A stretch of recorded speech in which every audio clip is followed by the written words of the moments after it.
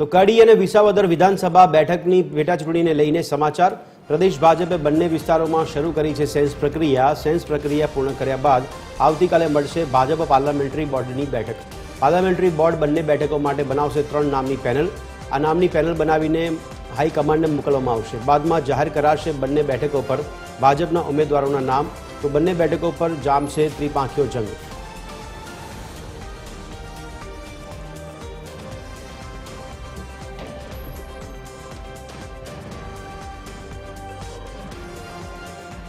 तो आज अंगे વધુ વિગત સાથે અમારા એસોસિએટ એડિટર સોનલ અલરકટ અમારી સાથે જોડાયા છે। સોનલ, જણાવશો કડીને વિસાવદર માટે ભારતીય જનતા પાર્ટી દ્વારા કયા પ્રકારની તજવીજ હાથ ધરવામાં આવી રહી છે? આગામી દિવસોમાં કયા પ્રકારની કાર્યવાહી?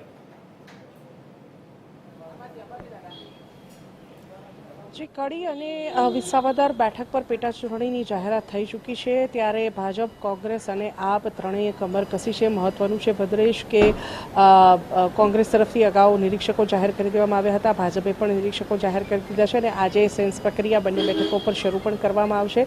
ભાજપ તરફથી જે સ્થાનિક સ્તરે સેન્સ પ્રક્રિયાની જે કામગીરી છે તે શરૂ કરી દેવામાં આવી છે। નિરીક્ષકો જે તે વિસ્તારમાં પહોંચી ચૂક્યા છે। મહત્વનું છે ભદ્રેશ કે ભાજપ હંમેશા ઇલેક્શન મોડ પર રહેતું હોય છે અને ભાજપ તરફથી જે સેન્સ પ્રક્રિયા શરૂ કરવામાં આવી છે તે અંતર્ગત સ્થાનિક સ્તરે જે ઉમેદવારો સંભવિત છે જે તેમના તમામના સાથે નામ મેળવવામાં આવશે, બેઠકો કરવામાં આવશે અને ત્યારબાદ જે 3 નામની પેનલ છે તે તૈયાર કરવામાં આવશે અને આ 3 નામની પેનલ તૈયાર થયા બાદ હાઈકમાન્ડને તે મોકલવામાં આવશે। મીનવાઇલ આવતીકાલે જે પાર્લામેન્ટરી બોર્ડની બેઠક છે તે પણ મળશે અને તે બેઠક પર આ 3 નામોની પેનલ જે 3 સંભવિત નામો છે તે પેનલ તૈયાર કરવા સંદર્ભમાં ફાઇનલ મતું મારવામાં આવશે અને તે જે પેનલ તૈયાર થશે તે હાઈકમાન્ડને મોકલવામાં આવશે। પણ આ સમગ્ર પ્રક્રિયા પહેલા ભદ્રેશ જો વાત કરીએ તો સંભવિત ઉમેદવારોની યાદી જે છે તે લાંબી થઈ રહી છે, જે નામ ચર્ચામાં આવી રહ્યા છે। આમ તો ભાજપ દરેક વખતે ઉમેદવાર કોઈ પણ પ્રકારના ઉમેદવાર હોય કે મંત્રી પદ હોય કે ગમે તે હોય, જ્યારે પણ નામ જાહેર કરતું હોય છે ત્યારે હંમેશા સરપ્રાઇઝ જ સામે આવતી હોય છે, પણ દરેક વખતે ચર્ચાનો જે દોર છે તે ચાલતો હોય છે અને એ દરમિયાન આ બંને બેઠકોની પેટાચૂંટણી માટેની જો વાત કરીએ તો સંભવિત ઉમેદવારોના જે નામ છે તે સામે આવી રહ્યા છે અને તે અંતર્ગત જો વાત કરીએ તો વિસાવદર અને કડી બેઠકના જે સંભવિત ઉમેદવારો છે તેમાં વિસાવદર બેઠક માટે 3 જે નામ છે તે અત્યારે અગ્રક્રમે ગણવામાં આવી રહ્યા છે।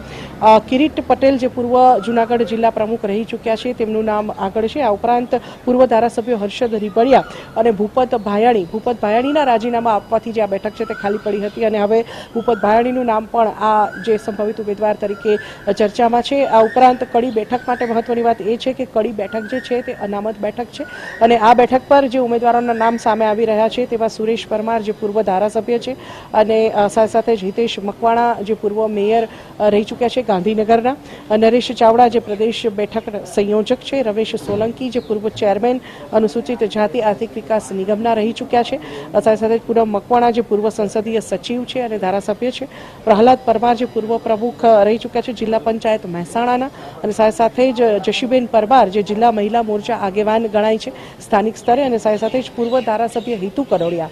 આ એવા નામ છે તમામ કે જે હાલ બંને બેઠકો માટે ચર્ચામાં છે।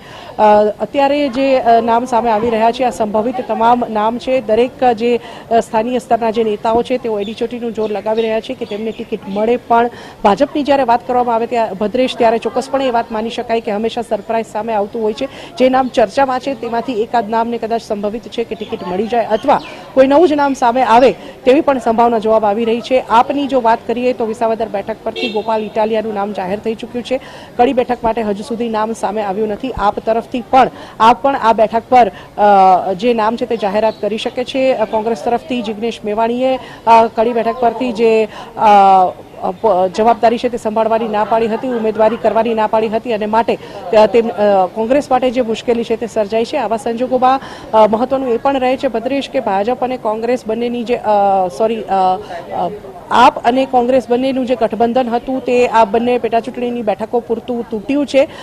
કેન્દ્ર સ્તરે ભલે બંનેનું ગઠબંધન રહ્યું હોય પરંતુ સ્થાનિક સ્તરે જે છે તે તેમનું ગઠબંધન તૂટ્યું છે। આ વખતે આપ તરફથી જે ગોપાલ ઇટાલિયાનું નામ એકતરફી રીતે જાહેર કરી દેવામાં આવ્યું તેવો આક્ષેપ કોંગ્રેસ તરફથી કરવામાં આવ્યો છે અને તેના પગલે ભાજપ, કોંગ્રેસ અને આપ જે છે તે બંને એક સાથે જે સંયુક્ત રીતે ચૂંટણી લડી ચૂક્યા હતા લોકસભામાં, ભાવનગરની જે બેઠક છે અને ભરૂચની બેઠક છે તે કોંગ્રેસ તરફથી આપ આપને ફાળવવામાં આવી હતી. એ ગઠબંધન જે હતું તે અત્યારે પેટા ચૂંટણીમાં તૂટ્યું છે અને આ બંને બેઠકો પર કોંગ્રેસ અને આપ બંને અલગ અલગ રીતે તેના ઉમેદવારો ઉતારશે. માટે આ બંને બેઠકો પર જે ત્રિપાખ્યો જંગ છે તે સર્જાશે. પણ રસપ્રદ એ રહેશે જોવાનું કે કયા ઉમેદવારોનું નામ હવે સામે આવે છે. જી સોનલ, ખૂબ ખૂબ આભાર સમગ્ર માહિતી આપવા બદલ, અમારી સાથે જોડાવા બદલ.